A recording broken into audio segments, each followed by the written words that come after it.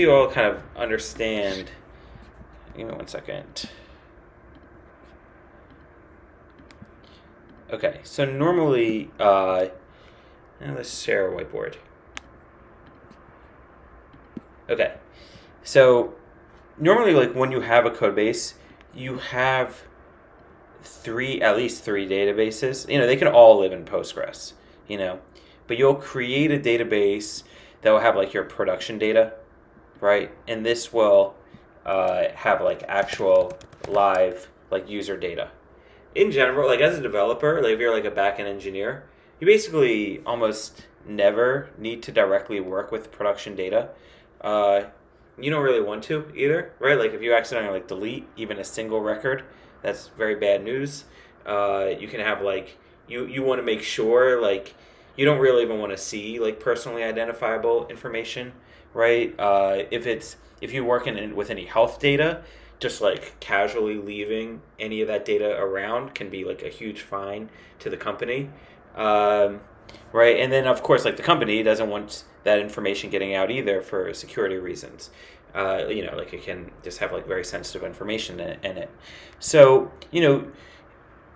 as a data engineer, like performing analytics, yeah, like sometimes you do, lots of times you will have access to some production data, but like again, it's basically just like kind of a need to know type of scenario, right? And then it's very easy, hopefully, for them to mask other kinds of data like first name, social security number, phone number, all that information. Not going to be useful for analytics, really. Maybe phone number, just like the area code, but other than that, you don't really need it.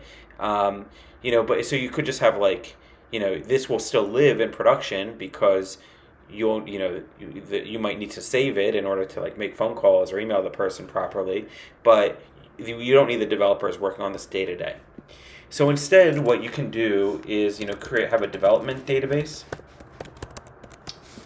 All right, and this has like mock data, right? Some of it can be derived from the production database, right? There are different ways to do it. You can sample some of the data and then change it. Like we said, like mask the data, meaning, first name, last name, just change it to different names. There are like libraries there's like a library called Faker, which if you say like, Faker, like phone numbers, it will just generate fake phone numbers for you, right? And Faker names, like first name, right? We'll just generate first names for you. We just use, like, at the company I was at, we just use Simpsons characters. That way, the benefit of that is, this way, like, if you need relationships between family members, right, like, you can do that, right? You can be like, okay, Bart and Maggie, and we're the kids of this other family. So like, or so things like that are useful. Otherwise, you can just but you can use anything. Um, so you have typically production data. This has like your live data. You have development database. This has like fake mock data, right? But why do you use this? Use this for like your console.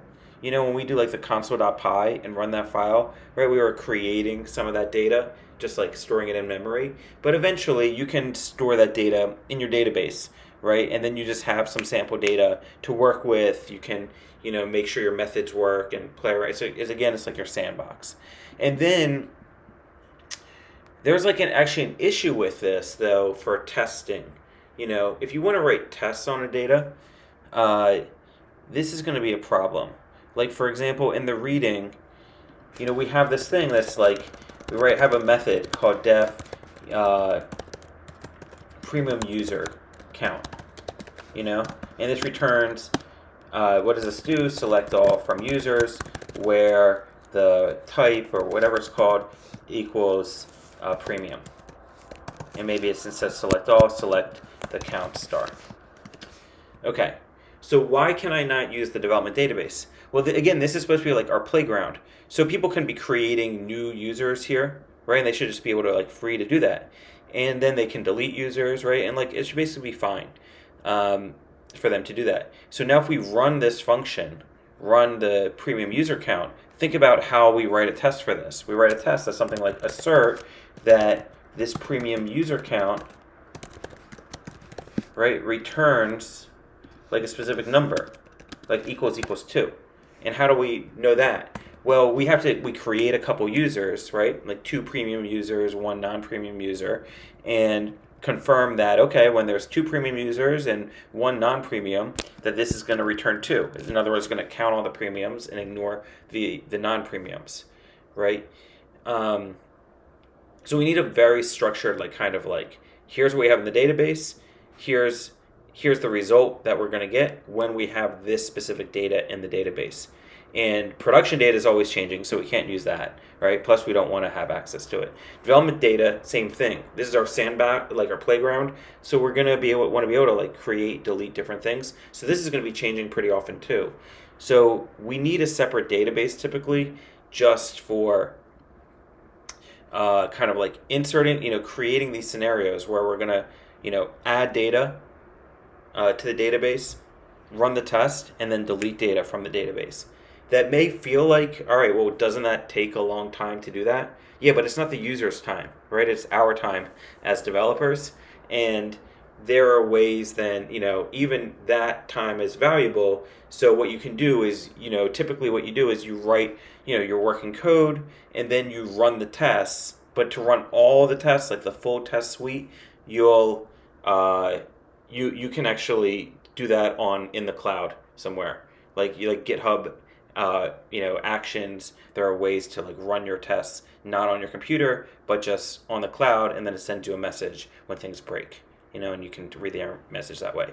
So the point is, like, you typically have a test database as well, and this is just for like basically setting up, different scenarios. Like, okay, we have 2 premium users. Let's see what happens and make sure that this returns the correct results. Okay? So this is our test database. So you can see, again, like this database starts off clean, typically, and then in like a specific test, you may add 2 users, and then run the test, and then delete delete everything. And then you go to the next test, set it up, run it, delete it. There are ways of optimizing it, like making it a little bit more efficient than that, but that's the next step. The important thing is like your tests work. So how do you do that in code? So you can see, we have this premium user count, and you can see this is what it does. Select the count star from customers where the category equals premium. Notice that I create in my connection, I'm creating, connection to the test database, user test. So how would I set this up?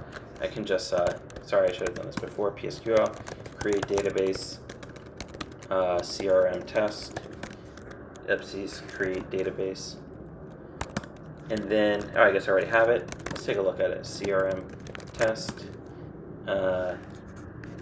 -C, CRM test, -DT to display all the tables. You can see that as customers. If we look at it, select all from customers,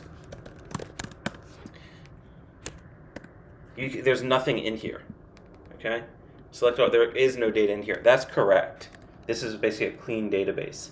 And now what we'll do is, if I want to test this, think about what's happening. We're going to insert into customers. So this is my insert into statement, and these are the values I'm going to insert in.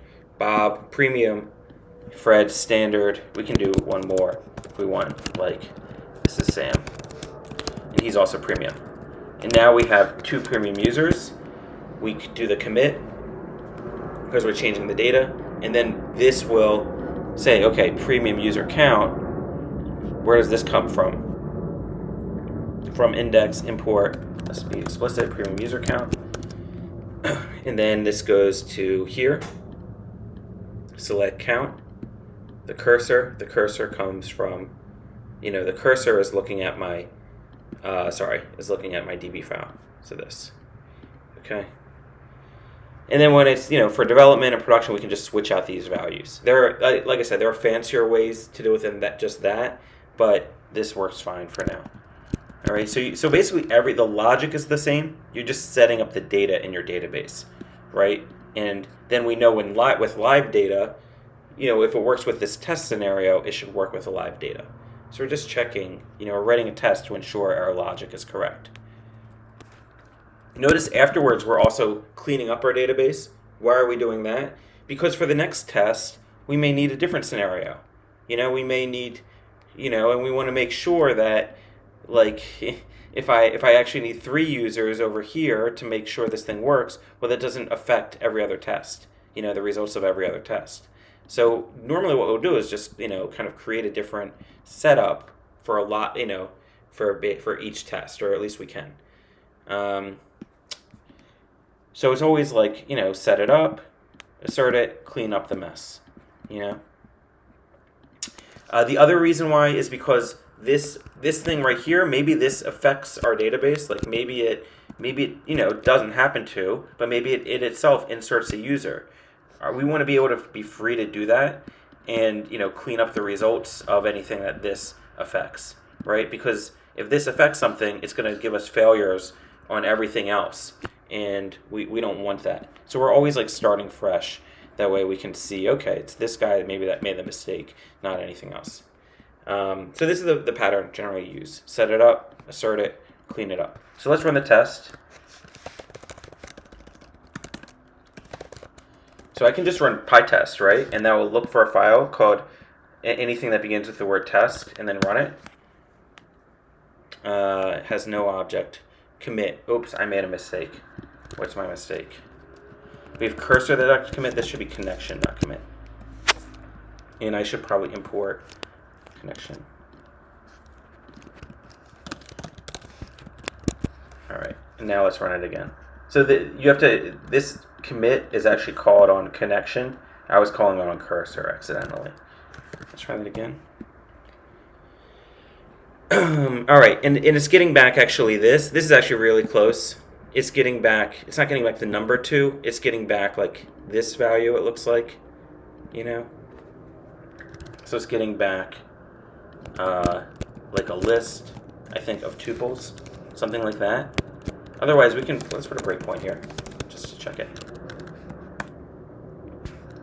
So we insert into our, the database, our records, we do commit, that saves it. Then we can call this premium user count, get back the result. Oh, we get back 4.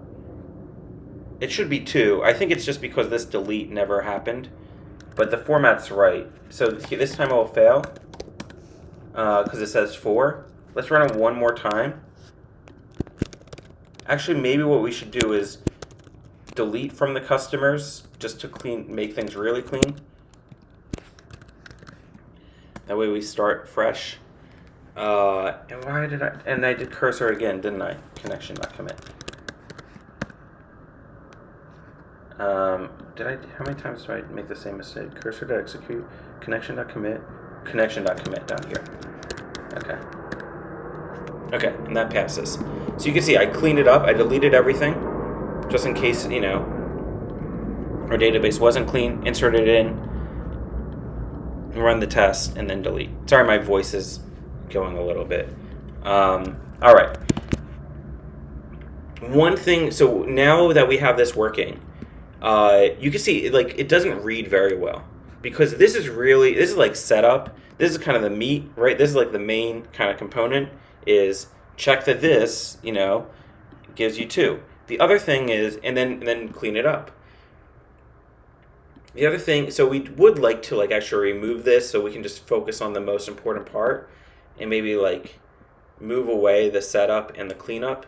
The other thing is lots of times we need the same scenario again and again, right? Lots of times we need to file that, we might not do this for every single test in this file, but maybe we have 3 different kinds of setups, where it's create a few premium users, create a few standard users, check this method, now do this, same type of thing. So what you can do is you can move this code into what's called a fixture, and a fixture just follows that pattern, right? Where we have our setup, clean everything, insert in a couple users. Then we yield. This yields to the test. All right, runs this, and then it goes back to the fixture itself. So let me show you what's going to happen. I'm going to put breakpoints everywhere. Here's a breakpoint. Here's a breakpoint. Here's a breakpoint. All right. Right now, if I run this, how many breakpoints will we hit? Just this one. Why? We're not actually calling our fixture yet. I'll just show you. So right now, we're not calling our fixture. I run PyTest. What does it do? It just does this. It asserts premium user count, but it's not going to do any of the setup. It's going to break. See, it got 0. To call the fixture, you just put the name of the fixture in the function, okay? In the test function. Now what will happen? It's going to we're going to run PyTest. It's going to try to run this test, and then it's going to see that, hey, there is this argument in the test, right? Not in the code, not here, not the function we're testing, but the test itself. This is a fixture. It looks for it. It will hit this, run this function.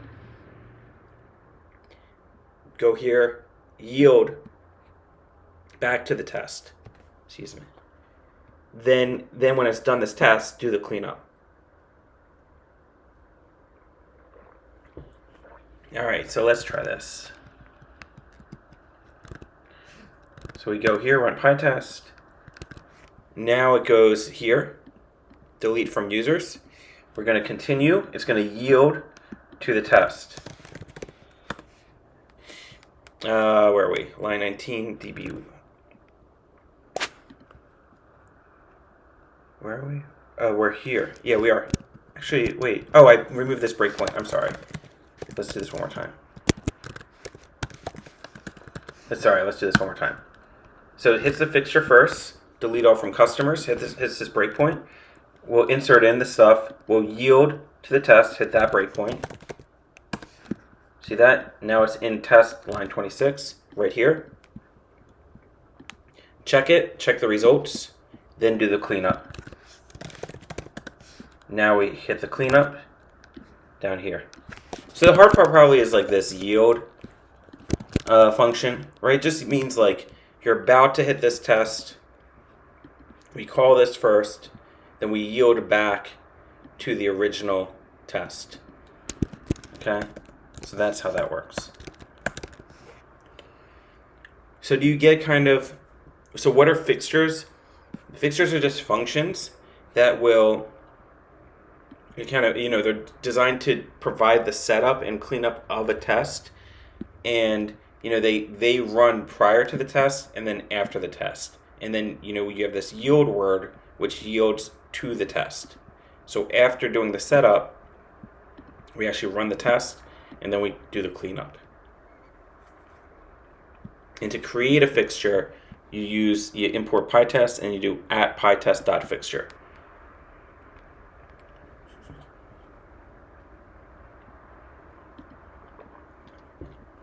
So this @pytest, right? We've kind of seen this is another decorator, right? Meaning it like adds functionality to a function. The same way we saw this with our routes, right? They added functionality to just like a normal function, made it a route, so that when you visit this, URL, it will run it. Here, this turns this into a fixture, so that when you do this, it will look for the fixture, and then go back to the function, and then do the cleanup. That takes a minute to get the hang of, but questions, for now?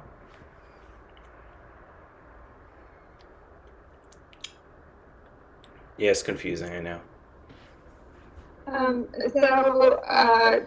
Does yield just mean like it's going to pause it until it runs the next step in the next function, and once that passes, it runs the rest of the function again? Yield means go to here. Yield back to the original function. So you have to remember, like, how did this thing get called how did the fixture get called in the first place? From this function. But, before doing this, it took a detour. It's like, all right, I got to be run first. Now I'm going to yield to this function that you tried calling, run it, and then let me finish. So you can do this with any, if you do this again, test something else.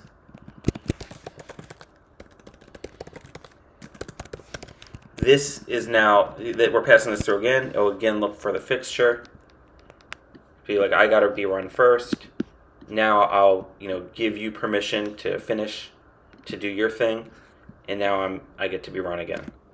So yield is I'm yielding to the function that kind of triggered me in the first place, triggered the fixture in the first place. Yeah, now yield to the function, and now when I'm done the function, come back and clean up.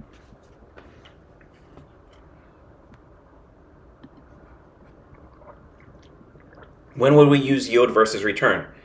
Okay. Notice yield is not the end of the function. Return ends the function. When you do return, you exit the function. We're not exiting the function here, right? Like if I did return foo, that would be the end of the function. You can see it's already commenting this out for me. So yield is, I'm not done quite yet, right? I'm yielding to this function, and then I keep going. So it's a weird thing. A way to kind of view it, it's basically the same as if we ran this function, then you called this, and then you kept going. The reason why it doesn't work that way is, so why not just do it? Why not just write it like this way? Have the cleanup, have the setup, have the actual function, have the actual test.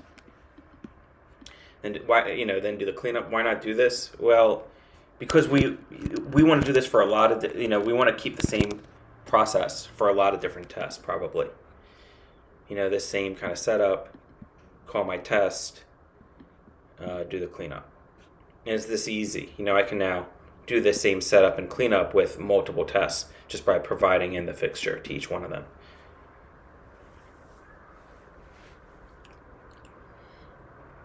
Try it, I'd say, maybe try implementing this.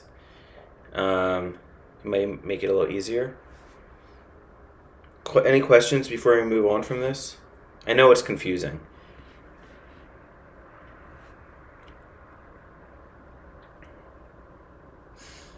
Do you guys get why we do this, right? You need to do, if I'm going to test the logic of the method, right, test something in the database, I should have some data in there. How would you test it, right? You'd give yourself some data, run the code, check it gets the expected result. So that's what we're doing.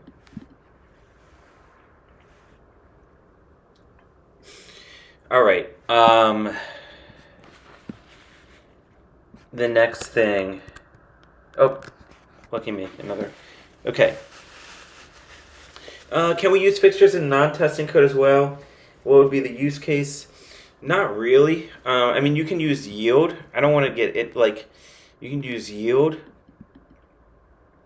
Yield is almost like you're passing a function, to the code, like as an argument to the code. Let's not get in there, but yeah, you can use yield in other scenarios, but fixtures not really. It's really just for testing. I might have to do the next part silent because of my voice. We'll see. We have another question. Okay, not every database will have the same table structure. Do we create a... Yeah, it's not just you create a fixture for every table. You create a fixture, you create lots of different fixtures. It's for every, as needed. If you need a new setup for your test, you create new fixtures. So you can have many, many different kinds of fixtures set up. Many more than just one per table. You may only have 100 tables, but have thousands of different fixtures. Just remember 3 times as much lines of tests as lines of code, typically in a code base. Yeah, Conwell? Yes, could you repeat what is the intent of fixture? I'm not asking where we can use it in non-testing code, but still confused if we already have this yield with this keyword. and we're passing DB with premium customers as a function argument to this test function. I thought yield will only be sufficient enough for achieving this functionality. What is the use of this fixture annotation then? Hold on. Yeah, so well, imagine now we want to say, like, test the, standard user count.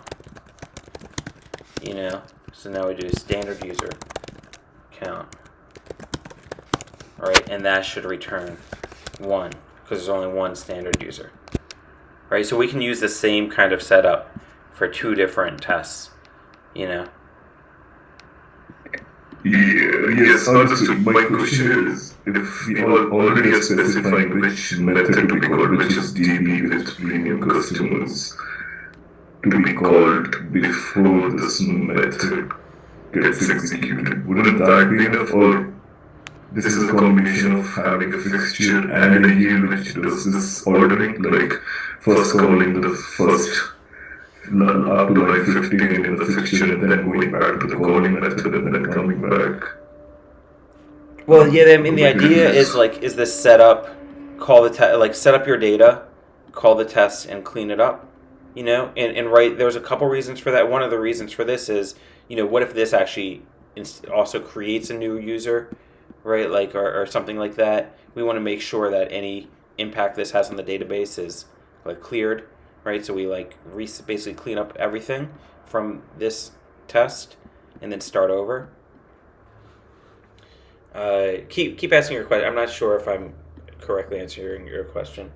Yeah, so you can confirm if my understanding is right. So there are 2 things which are happening here. One first is the fixture is allowing us to call the actual method, which is DB with premium customers, before the execution of the calling method, which would be the test premium user count. So that fixture allows us to start the execution of the fixture. Of the fixture, right, where the fixture is really just doing this setup and then cleanup.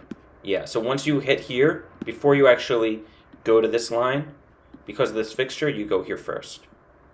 And that's because it's allocated as fixture is right. And because you're passing it, yes, and because you're passing the fixture through the test right here. Okay. And then yield essentially just returns the control back to the calling method for a while until it completes and then comes away. Okay. That's a great description. Yeah. Yield returns control back to the calling method. I like that description. And then when it's done, we keep going, completing with the fixture. Okay, thank you. So it's insert some data for the setup.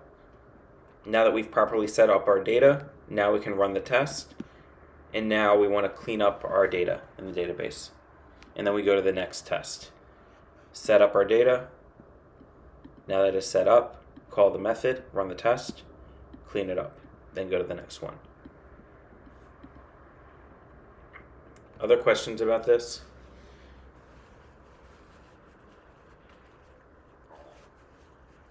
Like I said, this is right. It's a kind of advanced thing in testing, but it is also used all the time. All right. I have a quick question, actually. Is there another way rather than doing multiple insertions, to come up with test cases, or is that really best practice? Just doing, 1 or 2 examples. Right. It's not necessarily best practice. So this fixture takes an argument. Here we go. And you can do, I forget if you can put it. I have to look it up, but you can put something like module here. And what would that mean? It means just do this setup, then run all the tests. So insert in the data, run all the tests. Then when you're done at the module, done all the tests in the module, then do the cleanup. What's the benefit of that? It saves time, right? You're not inserting, deleting for every test. You're just doing it once at the start of all these tests, and then once again at the end of them.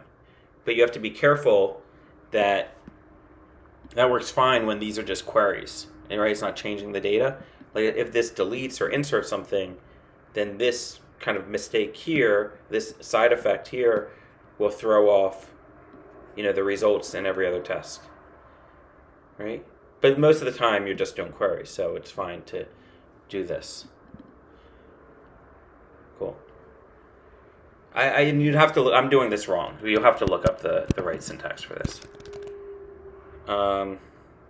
Cool. All right. The next thing. I think you all can probably get this. This one. So this is just making sure you understand kind of the module stuff. What I'm doing, I'm just reading some data from a CSV file, and then loading it into the database with this dataframe.toSQL, the players table. It's being saved as SQLite. And, now what do we do? Let's just create a new file. Actually, I'm going to put this back here for now. Okay, so just create a new file from Flask. Port Flask. Flask. Why do I keep doing that? So we'll create our Flask app. This is our app. Now app.route. And that'll be def. So this is a decorator, right? Decorating the function. Def, home. And then, why I'm so bad. Def home, and then return welcome NHL or whatever. And now, now we want to do the next thing, which is like a player, right? Let's say it's like /players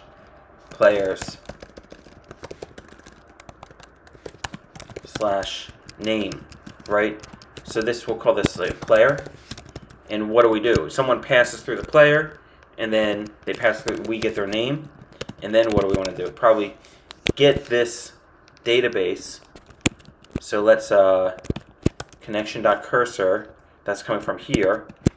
Maybe we'll just reconnect to the database here. Connect to the database. Sometimes you need to reconnect each time. I'm not sure if we need to. I think with Scicop G2 you need to. I'm not sure. Anyway, we can just do a cursor, create a new cursor object each time. By each time, I mean every time we hit the route, right? We create a new cursor object right here, and then cursor.execute. Select all from players where the name equals. Okay, this is confusing, or it has confused people in the past. With a SQLite, you use question mark. With Postgres, you use the %s. I don't know why. I mean, they just, so you can see this as using, you replace the %s with the arguments, right? And they kind of just go in order. That happens with Postgres, with SQLite. Sorry, with SQL, I'm confusing everyone. With SQLite, man, where is it?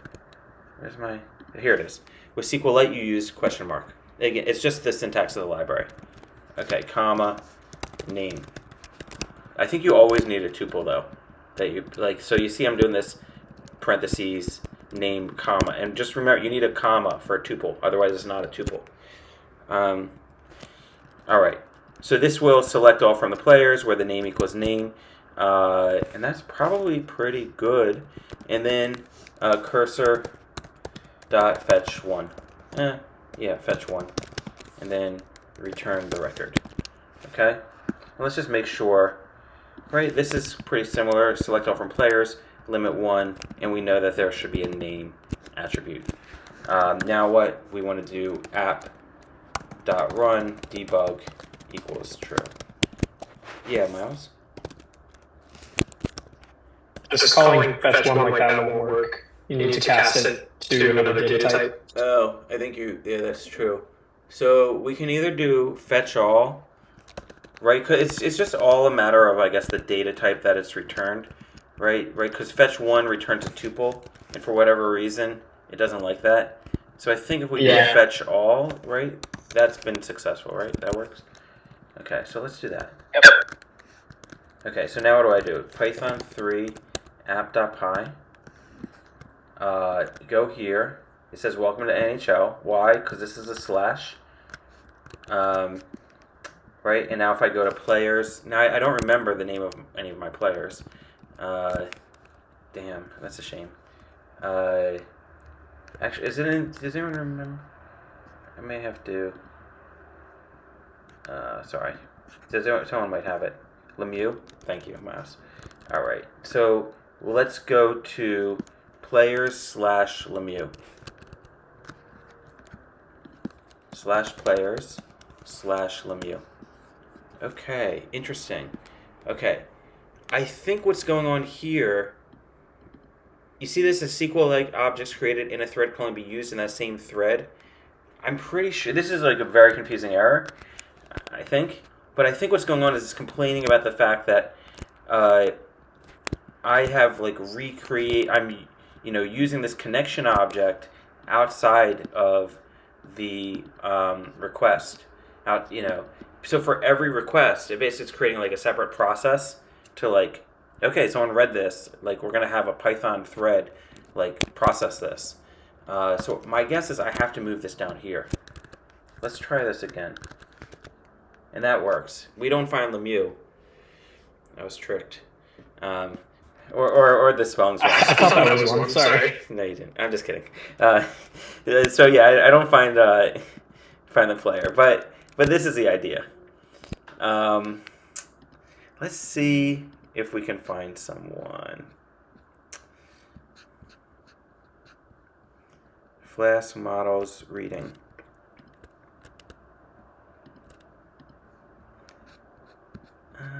Okay, Sean Couturier. Yeah, it looks like I have first and last. Kevin Hayes. These are all former Flyers. Kevin Hayes. Let's see if I can do that. Hayes. Nope. I'm sorry, y'all. What if I do a number, just as another example? Oh, we can do an ID. Let's just do the ID. That works better. So we'll do ID is 0. ID is 1. All right? And that will work fine. So we're going to do player/0. And then we'll do this. We'll do where the ID is the ID. All right? And they pass through the ID here. And then here they pass through the ID. Hopefully that works. Otherwise it's... Oh, it worked. I was going to say otherwise it's something with my actual, kind of query. But okay, so let's think about this. We do this select player/0. That goes through here. ID is 0. Comes through as the argument here. Select all from players where the ID is the ID. All right? And then we fetch all. This works fine, right? This basically is okay. It's not great, though, only because for a couple reasons. One is, we don't have these attributes, right? We probably could fix that, of like getting the column names to line up too. The bigger issue is once we access a player, you want to have access to all their methods as well. Like player.team, player. Maybe we have like many years of all of his statistics. And those are probably stored in a separate table. So how do we get access to that stuff kind of easily? You might imagine that instead of just returning information about the player, we also return, we find the player and we return information about, like I said, his team, his statistics, blah, blah. Like the same way that like when we access Spotify, you got a lot of information about a song, or Foursquare, you got all that information about the location, right? All that information we store in a separate table. And we want an easy way to be able to access it. That sounds to me like our relational methods in classes. All right? So that's the idea is, well, let's connect this to an actual class, like to a model. So you create a file called player.py and then class player. And then this is why I keep having this list of columns here so we can remember. All right? And then we have our list of columns. And now what? Okay. So now we can, let me show you. So we can do this def init self, and then we can basically just pass through the attributes. All right. So let me show you what I mean. We'll select this data. Let's just do cursor.fetch1, and I'll show you because we won't directly use this. We'll call this my player attributes. All right, and then and now what will we do? We'll pass through the player attributes into the player, right, class, and that will come through here. And so we're gonna get like this list, you know, like basically. Let's just copy this. So you can imagine, you know, we get something like this. And now what do we do? These are my attributes. I mean, this is just some mock data, but we're gonna pass through these attributes into the player class. So you can take these attributes that we get and maybe zip them together with the columns. Zip the columns with the attributes. We can do self.columns. That will give me this with the attributes, and then, you know, create a dictionary. And now this will have, you know, whatever, like my player attributes. I don't know what to call it. Or, yeah, that's fine. And now you can do self.dict, or dunderdict, right, equals the player attributes. We'll put a breakpoint here. Okay. And again, what is the benefit of doing all this? The benefit is, you know, we can not only have a player class, but we can also have like player dot, you know, teams, and find all the teams he was a part of, or teammates. Like, that might be interesting. You know, you can call methods, right? And what would that do? You know, we can write a query like that says, you know, select all from, you know, players, or, you know, let's say you find his team. You know, select all from teams, where the player.team ID, you know, where team ID teams.id equals a player.team ID, something like that, right? And then this will return a bunch of information. So it's like you can really use, you know, like our methods to do this. That's the benefit of using models. Okay, so now how do we actually connect these? Notice this is giving me a red squiggly line. The problem here is we should probably import from player, import player, right? And now we'll pass through the data. So let's just think of the whole flow. So someone's going to go visit our website, and they're going to say, I want information about player 0, you know? That's going to go here, ID. We'll select select the data from the database. Then we'll create, you know, a record, like an instance with that information, right? And then pass that through here. The values are going to be different, right? Like the data from the database will be different, but these attributes should always be the same. So we'll just like zip them together, create a dictionary, assign it, you know, and we should be good. And then we'll hit our breakpoint, I suppose, here. So let's try it. We'll go here. Okay, notice, right, this is still loading. Why? Because we hit our breakpoint. Where are we in our breakpoint? App player.py line 7. So that's right here. So now you can kind of see everything. Like, what's attributes? Attributes is from the database, right? This came from, we got to here. We went here, the ID, they did the select statement, cursor fetch 1, pass through the player attributes, right? And then they passed that through, and we got them, and now attributes is that data from the database. And now what did we do? We zipped it together with self.columns. Self.columns is the list. And then if I look at player attributes, right, it's the dictionary. And then if I, you know, continue, and then we assigned it to the dictionary. So now if I continue, let's just put a breakpoint here. You should kind of see the information. There we go. I'll just remove this breakpoint. So I run it. I need to refresh here. We hit our breakpoint. Now where are we? We're in app.py line 19. So we are right here. Okay, so we, you know, someone goes user ID 0, comes through, select the player from the ID. We create a player instance out of it. And then we, you know, now we can actually look at that player. If it's still here. Yeah, it is. Here's my player. See that? The player instance. Player.thunderdict. has all the information of Connor Boom, whatever his name is. So I can do like player.name.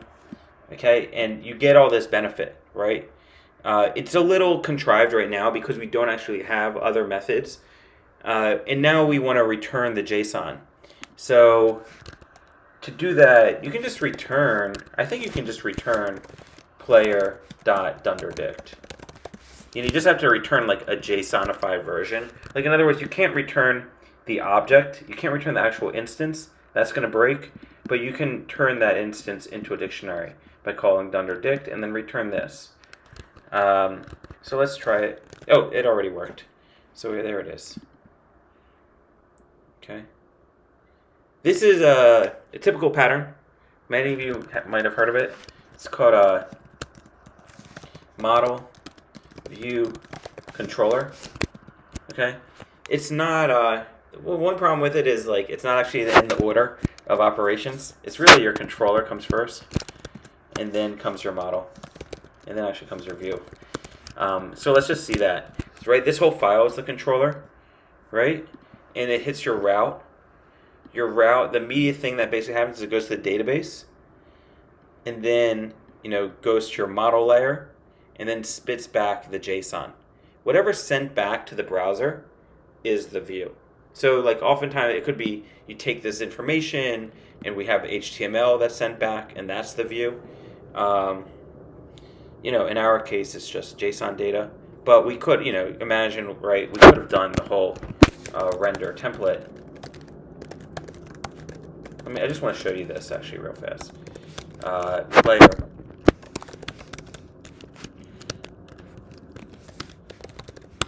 Right, and then we have a new folder for templates, and then we have a new file player.html, and then what do we do? The page of player.name, who was born. Player.birthday. Okay, so I think that would work. Let me just check.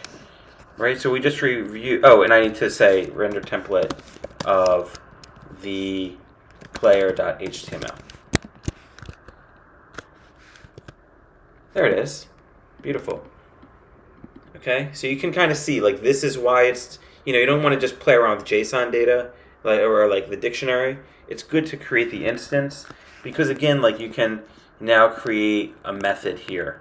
If we want to not actually just display his birthday, but write a method called age, that calculates, and we obviously need self everywhere here, but that calculates the age for us, right? You can just call in the view, right, player.age, right, and that will give you the correct value, right? So that's why we want to create an actual instance from it, so we get the benefit of these methods, etc. Okay.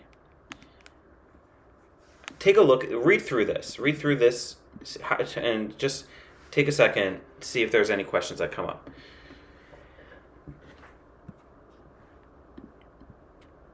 Okay, Pram asks, would that work with passing data to the front end? So I think that is,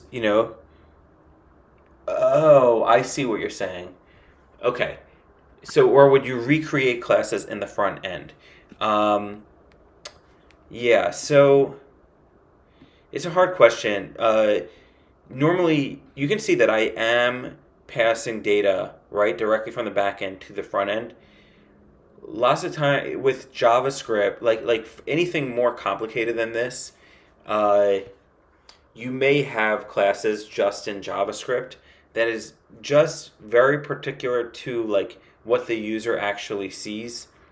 So something like age is like a method you probably want even like at the data layer. It's hard for me to think of an example right now of something you would just need to see at the view layer. But yeah, potentially you might create something. You might create something that's just for like the view. Typically, these are things that are just for like appearances. For example, maybe I can give you an example. Maybe it's like if they're a certain age, you change the color or something. Or if they're on a certain team, maybe that's a better example. They're on a certain team, so then you change, the styles of all the colors on the page to match that team. Like things that just deal with the view, you may also use object-oriented programming, like in other words, create a class just for that logic at the view layer, as opposed to everything that you can see that we're doing. Like these are good methods to know about in general, regardless of if this is JSON data or like an HTML website. So that's a good way to figure that out. If it's, if it works for JSON, like if it's valuable information just to spit back in JSON form, then it's something that you probably want down here at the model, like in your Python code. Go ahead. You wouldn't end up passing like the age method in your return data, right? No, you would just calculate it. You would just literally call player.age. Like, and if you wanted to, like if this was JSON, and say you could do like player.dunderdict, is my player JSON, and then you can do something like player.json.age equals player.age. Calculate the age here, and then add that as an attribute, or right? Add it as an attribute here. So you can call it there.